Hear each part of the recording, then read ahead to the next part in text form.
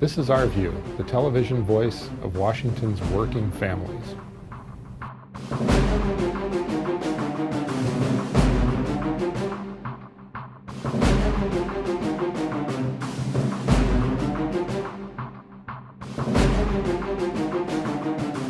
The State Parks Commission is attempting to create a new model for how the public enjoys its parks.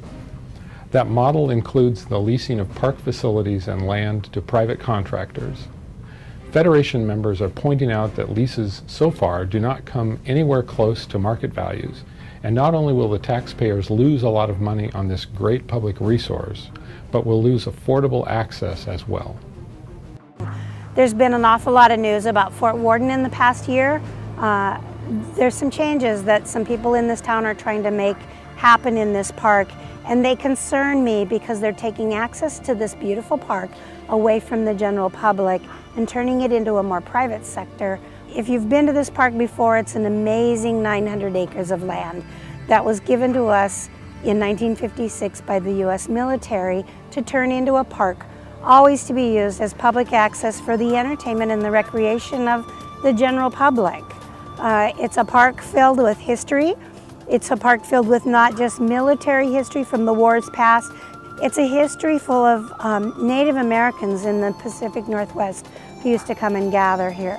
So those are things that are going to be a great loss if this park is indeed turned over to a public development association like the city of Port Townsend is wanting to happen.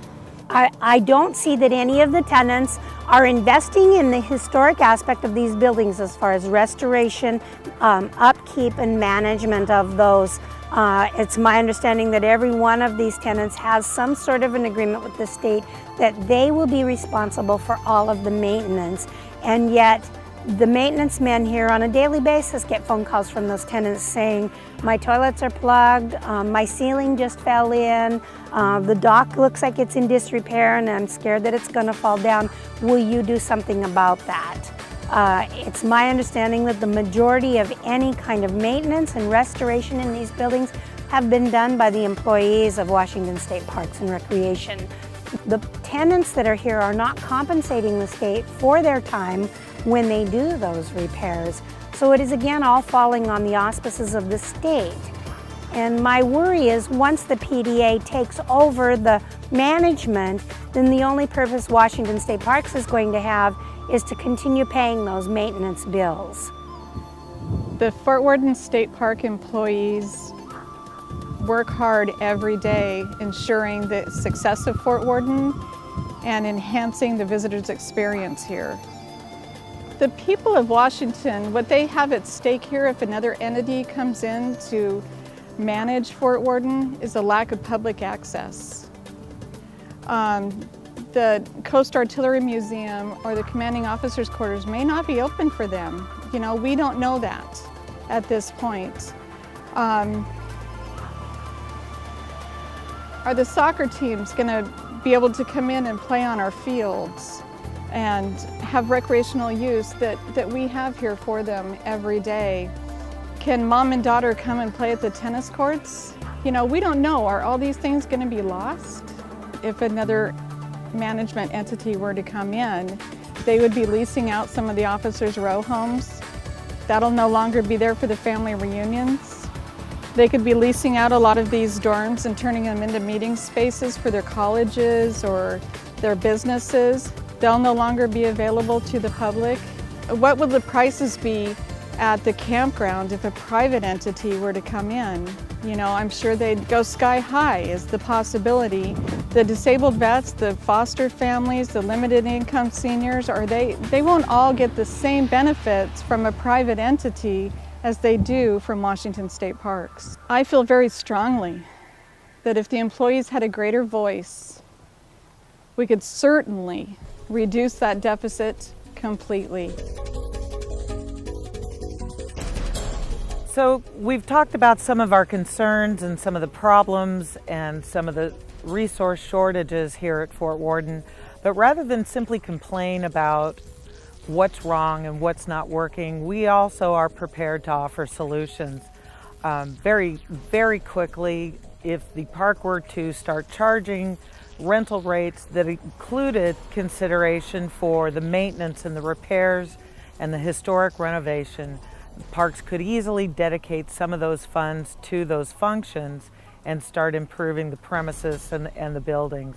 We have a number of buildings in very serious disrepair that need immediate attention. One of the other things parks could do is terminate the leases for the buildings that are used as residences. Currently, the tenants are renting those buildings for very little money and re-renting them at full market rate. Parks has reservation staff here on site that do those kinds of functions every day and do them well. It would be very easy to bring those functions back in-house and manage all and centralize all of the reservation functions for the residence buildings.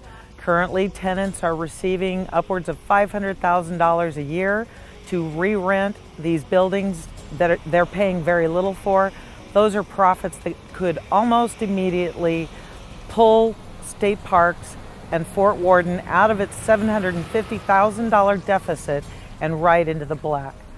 I am saying that it is imperative that the vendors and the businesses that come here and perform here and occupy these premises pay what's truly reasonable, their fair share, market rates, so that the citizens of the state of Washington aren't holding the bag and bearing the full cost of the repair and maintenance and development of this beautiful treasure that's Fort Warden.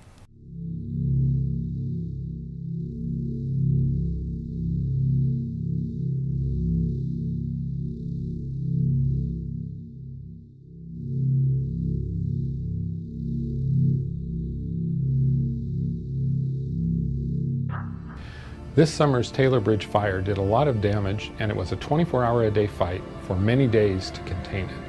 While TV news concentrated on the firefighters, public employees, there were many people, also public employees, behind the scenes that coordinated the operation and brought together several state and local agencies to provide safety services and try to minimize the damage. Behind me is the State Emergency Operations Center, and there is the center point for state support and coordination for the actual firefighting operations.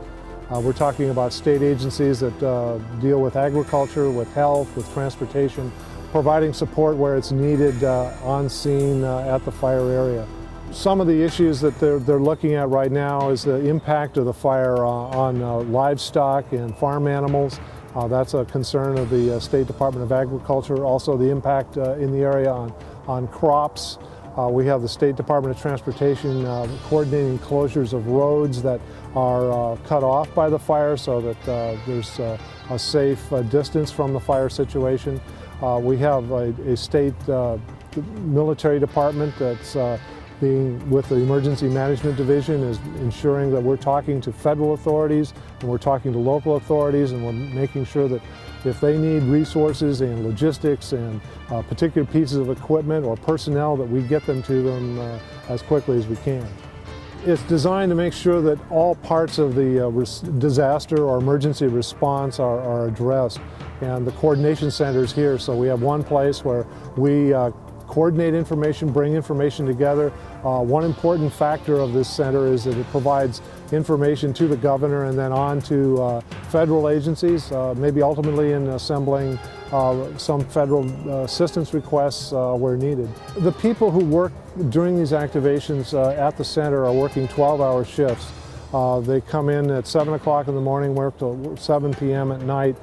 They may be working some standby or they may be working night shifts, depending on the needs of what activity needs to be coordinated or supported in the field.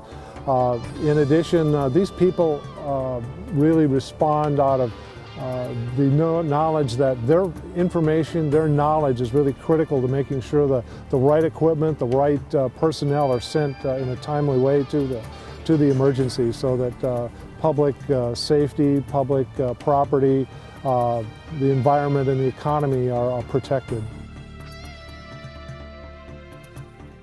It can't be overstated the dedication that these people have. In many of these situations, Folks kind of rearrange their own circumstances, their own work schedules, even their own off time when they know that there's a critical need, perhaps in the EOC, to staff and support an emergency response. It's in their blood to be able to respond well and provide the needed services.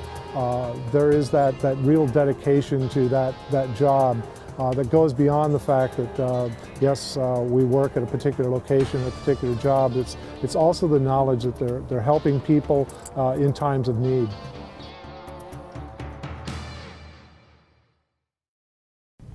In this month's Labor History, Ross Rieder continues a lesson in worker solidarity.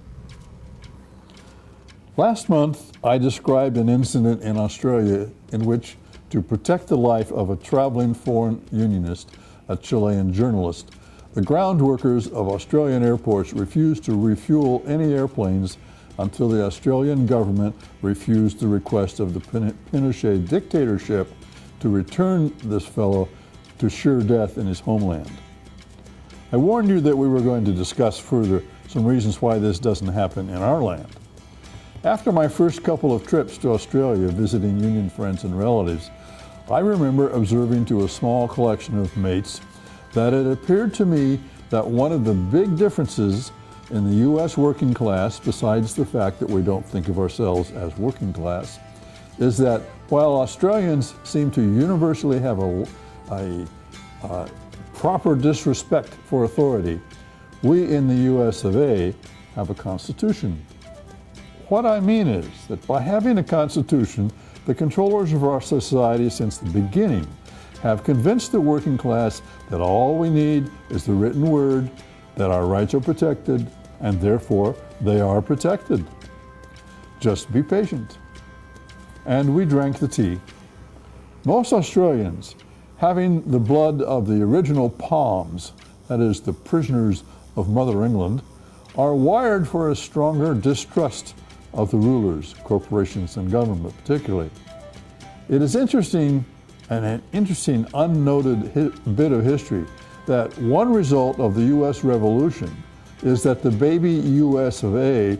shut down its borders to England's penchant for distributing its riffraff by shipping them to the shores of North America. The Brits had to find a new place for them, and someone had just uncovered a huge island continent, even more thousands of miles away from the British Isles. I admit, at the time of this observation, Oz had only 5 television channels. Now it has cable and dish. A couple of generations of being served by the pap from American TV, and I suspect the attitude that I've talked about may change. Up until what I just described, Australia had a broad-based national broadcasting system that countered a lot of the right-wing propaganda like we get on Fox News, for example. Now the ABC is not a heck of a lot better than our NPR. I believe what I've described is at least a partial explanation as to why U.S. workers would go ahead and refuel the planes knowing full well that it was taking a fellow working class member home to his death. This has been Our View, brought to you by the proud members of the Washington Federation of State Employees. We remind you, when you accept a paycheck for your hard work, you don't give up your rights. Thank you for watching.